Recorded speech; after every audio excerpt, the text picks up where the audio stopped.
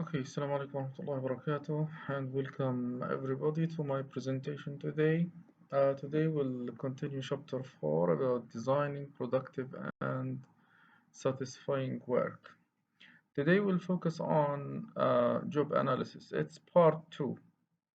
اليوم حنبدأ إن شاء الله نكمل في الجزء الثاني من chapter 4 أو الفصل الرابع اللي بيتحدث عن تصميم العمل أو الوظائف اللي تكون منتجة وتكون مرضية للموظفين، منتجة للمؤسسة تؤثر عليها بشكل إيجابي، ومرضية للموظفين على أساس إنها تجعلهم مستمرين في العطاء ومستمرين في العمل في المؤسسة بشكل يحافظ على فعاليتهم وأدائهم بشكل مستمر. Okay, so in this chapter we expect to achieve the following objectives. After reading this part of the chapter actually, we will understand or try to explain the steps in the process of job analysis and then explain how to translate job analysis results into knowledge, skill, and ability lists that can be used to guide other human resource practices. As we discussed in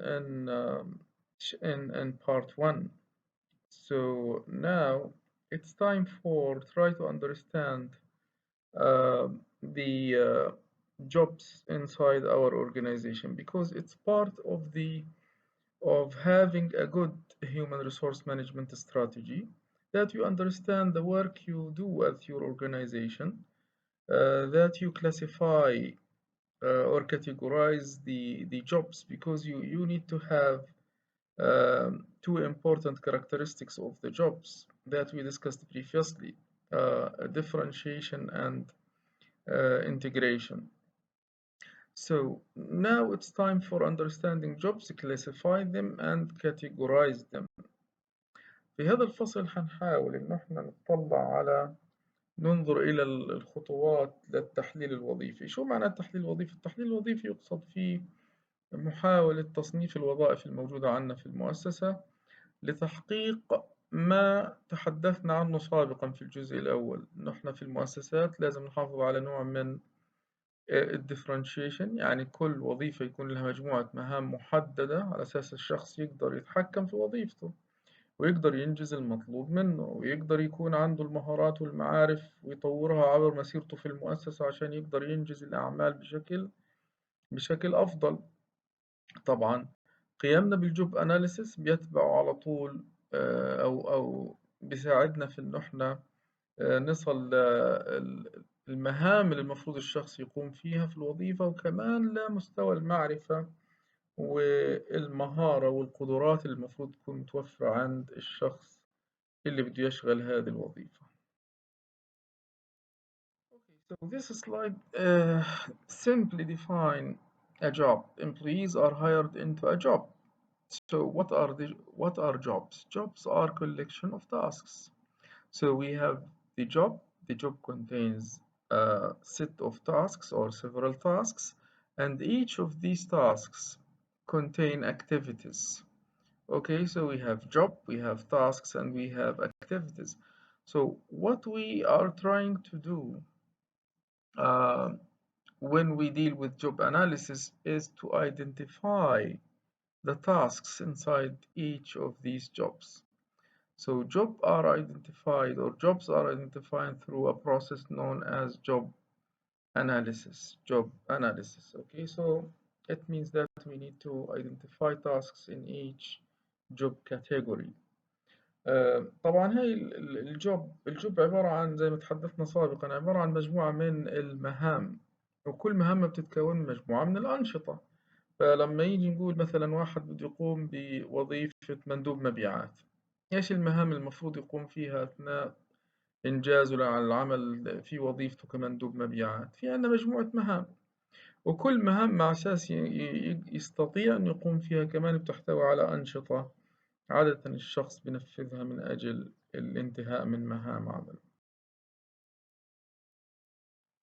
What are the steps in the job analysis process? Actually, we have seven steps when we design or analyze jobs. First, we need to determine who will do the analysis and get top management buy-in to the process. So now we need to decide uh, who will do the analysis. Do we have the internal expertise that can do this analysis? If we don't, it means that we need to get help from outside the organization.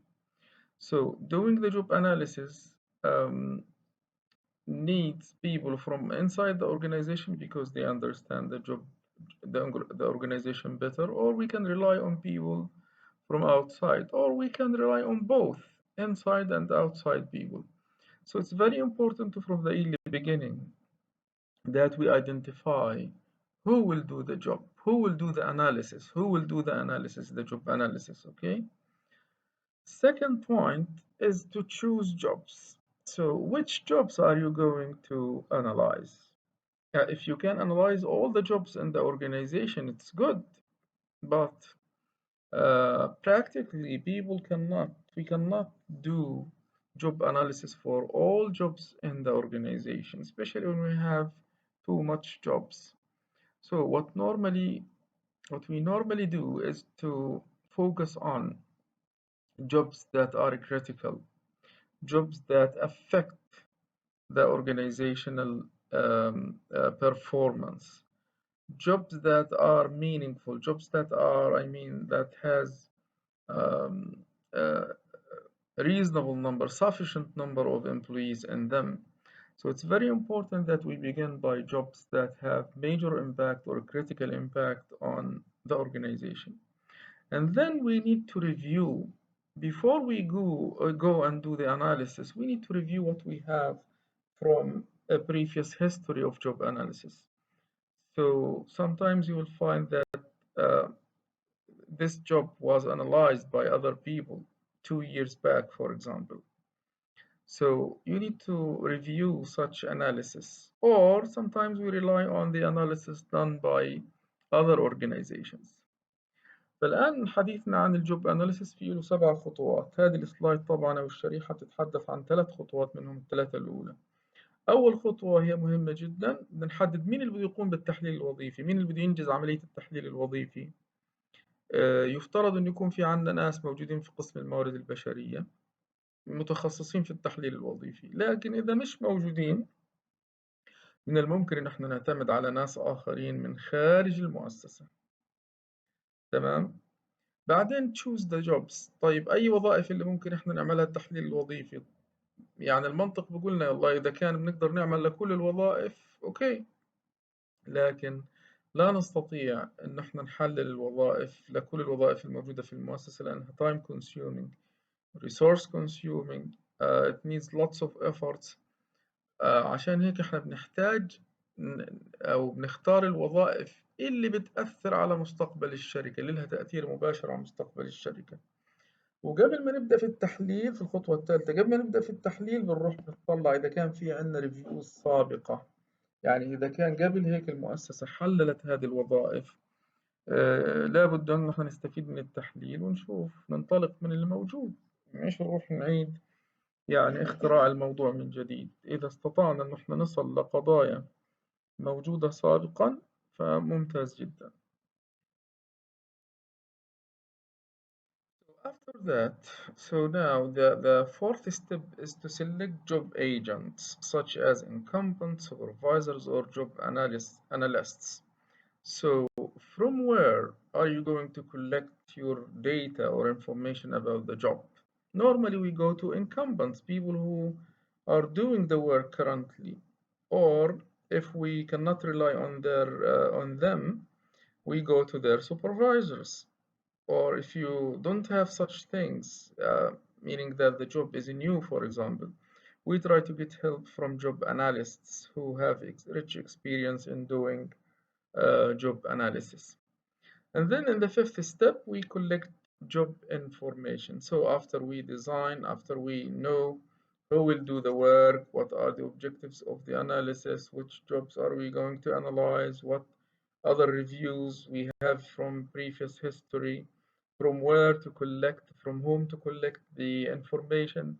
So now it's time for data or information collection. So how to collect?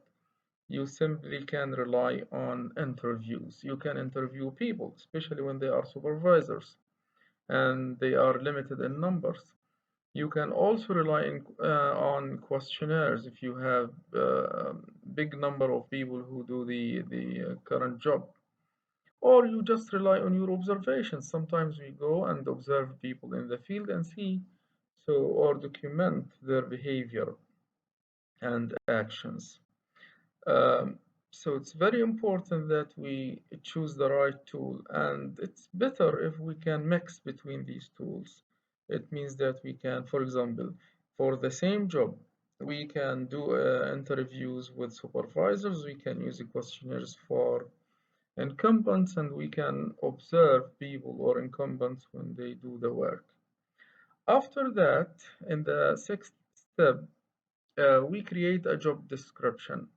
A job description simply about identifying the duties, identifying the tasks in each job. So after we collected the information, now it's time for classifying the duties and tasks that people told us they do in their jobs, or the supervisor told us that their followers or their subordinates do such duties or um, tasks. And then it's very important in the seventh step to create job specifications. So after we know the duties, after we know the tasks, now we ask ourselves a very key question, very important question. So what levels of knowledge, skills, and abilities do people who are supposed to apply for the job or actually do the work should have? So we need to identify skills, we need to identify knowledge and also the abilities. يعني في المراحل الأربعة هذول بعد ما نحن يا جماعة حددنا من سيقوم بعملية التحليل الوظيفي وأي وظائف حنركز عليها، وإذا كان في تحليل سابق تم موجود في المؤسسة ممكن كمان نراجعه. بنيجي بنختار من مين بدنا نجمع البيانات. يعني أبسط حاجة إنه إحنا نجمع البيانات عن الوظيفة الحالية من الناس اللي بيقوموا بالوظيفة أنفسهم. إذا كان ما قدرنا نعتمد على كلامهم أو شكينا في كلامهم لأنهم حيركزوا لنا بس على الأعمال اللي بيقوموا فيها مش المفروض إنهم يقوموا فيها، يعني ممكن نروح نلجأ للسوبرفايزرز المسؤولين عنهم، وممكن نعتمد على الخبراء على الإكسبرتس. تمام. وممكن الأفضل إنه إحنا نجمع ما بينهم كلهم، يعني ناخد من السوبرفايزرز وناخد من الانكمبنتس وناخد من الجوب اناليست. بعد هيك طبعا بنجمع المعلومات او بنجمع البيانات او المعلومات عبر الانترفيوز. والله اذا كان في عندنا سوبرفايزر او اثنين مثلا مسؤولين ممكن نعمل معهم مقابلات. اذا كان عندنا موظفين كثار بقوم بالوظيفة ممكن نصمم لهم استبيان او نروح نلاحظ ادائهم في اثناء قيامهم بالوظيفة وندون هذا الكلام. بعد هيك طبعا بنسجل ايش طلع معانا وبنمحور ايش طلع معانا من ناحية الديوتيز ومن ناحية المهام اللي بيقوم فيها الأشخاص فعليا. والخطوة الأخيرة طبعا بنسأل حالنا بنقول طيب على أساس كيف أو إيش مطلوب من الأشخاص اللي بدهم يقوموا بهذه الوظيفة، يكون عندهم معارف ومهارات وقدرات حتى يقوموا بهذه الوظيفة على الوجه الأمثل. كل هذه الأسئلة نحتاج إن احنا نجيب عليها في الجوب أناليسيس. So this slide documents the 7 steps actually and make a summary of these steps. So to summarize or to say what we have discussed in different words. So the first step is to get organized. So it's very important that you organize your work, organize your steps, plan for the job analysis. So first, you need to decide who will do the analysis. People from the HR department, for example, or we can get help from outside the organization.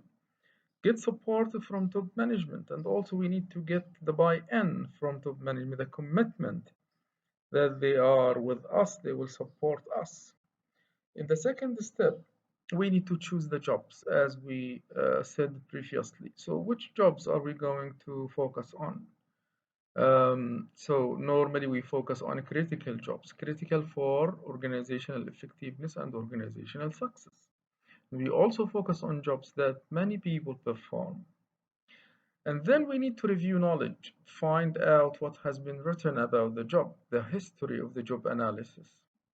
And then in step 4, selecting job agents, from where or from whom are we going to collect our data about the job. Normally, we collect data from incumbents, people who do the work currently, or from their supervisors, or from experts. We need to assure that we have a representative mix of people. We have different people. It means that we can collect our data from supervisor, from incumbents, and from experts at the same time. Collecting job information. After that, we collect information through interviews, through questionnaires, through observations. And then in step 6, we create a job description. So make a list of duties by using action words. So after we collect data and information, we will find that we have a set of duties or tasks. So people in this job are supposed to do the following tasks or supposed to have the following duties. For example, documenting work, answering calls, and so on. And then in the last step, to create a job specification. A job specification. So after that, we ask ourselves, so what type of knowledge, skills, and abilities do these people need to have in order to fulfill the duties? And it's very critical question. It's very important question that you need to have answers for it. في السلايد هاي أو الشريحة هاي بتلخص لنا الخطوات اللي احنا ممكن نتبعها في الجوب أناليسيس. بنبدأ عادة بننظم حالنا، يعني بنعرف مين اللي بده يحلل، مين اللي بده يقوم بعملية التحليل، هل هم ناس من داخل المؤسسة ولا من خارجها. كمان لازم نحصل موافقة الإدارة العليا، بدون موافقة الإدارة العليا ما بتمشيش الأمور. بعدين بدنا نختار الوظائف، وقلنا بنركز على الوظائف المهمة، الوظائف الحساسة اللي بتأثر على نجاح المؤسسة وفعاليتها، والوظائف اللي فيها عدد منطقي وعدد يعني كافي من الموظفين. مهم جدا في الخطوة الثالثة إن احنا نراجع إيش مكتوب عنا عن الوظيفة هذه سابقا، لربما كانت يعني خاضعة للتحليل في السابق. بعدين مهم جدا إن احنا نحدد في الخطوة الرابعة من وين احنا بدنا نجمع الداتا. عادة نجمعها من الناس اللي بيشغلوا الوظيفة حاليا، من السوبرفايزرز أو المسؤولين تبعهم، أو من الخبراء اللي موجودين في هذا المجال. والأفضل إنه احنا ندمج ما بينهم كلهم، يعني نجمع البيانات عن الوظيفة اللي بدنا نحللها من اللي بيقوموا بالوظيفة، ومن السوبرفايزرز تبعونهم، ومن الخبراء في المجال. الخطوة الخامسة خلاص بنجمع البيانات. كيف بنجمع؟ ببساطة بنستخدم المقابلات أو بنستخدم الاستبيانات أو الملاحظة. بنروح بنشوف الناس كيف بيقوموا بالفعل، وبندون إيش بيقوموا أثناء أو إيش بنجزوا لنا أثناء تأديتهم لمهام الوظيفة. بعد هيك حيطلع عنا الجوب ديسكريبشن اللي هو يعبر عن مجموعة التاسكس أو الديوتيز اللي موجودة في الوظيفة. فبنصير نقول والله مثلا الشخص اللي بده يقوم بهذه الوظيفة حيقوم بالمهام التالية أو عنده الريسبونسبيلتيز التالية. تمام. حيقوم مثلا بتجميع أو الرد على استفسارات الزبائن عبر مثلا المكالمات الصوتية. سيقوم مثلا بتحضير قوائم خاصة بالزبائن المحتملين، تحديد مثلا كمية المبيعات اليومية، وهكذا. طيب آخر خطوة، طب الشخص اللي بده يقوم بهذه المهام يفترض أنه يكون في عنده أو يتمتع بمجموعة من المعارف والمهارات والقدرات اللي تمكنه من القيام بأداء هذه المهام. هدول السبع خطوات مهمين جدا جدا جدا، وفهمهم يؤدي بينا إنه إحنا نفهم قضايا كثير مرتبطة بتحليل الوظائف، ومن ثم ينعكس هذا إيجابا على ال HR strategy اللي ممكن نختارها أو استراتيجية الموارد البشرية اللي ممكن نسلكها. So this slide is about an example of a job description for computer programmer. No need to memorize these things. You just go through these to understand the content of. It's an example or instance of job description. ما فيش داعي لحفظه، هذا فقط الاسترشاد وللفهم. كمان هذه السلايد للاسترشاد وللفهم. أتمنى بتتحدث طبعا عن الجوب سبيسيفيكيشنز. هاي إيش المعارف المفروض تكون عند الشخص اللي يقوم بالكمبيوتر بروجرامر، وظيفة المبرمج الحاسوب. إيش المهارات المفروض تكون عنده، إيش المعارف وإيش المهارات وإيش القدرات اللي المفروض تكون موجودة عنده. إن شاء الله يعني بتمنى أنكم تكونوا استفدتوا من درس اليوم، وأراكم إن شاء الله في الجزء الثالث من هذا الفصل.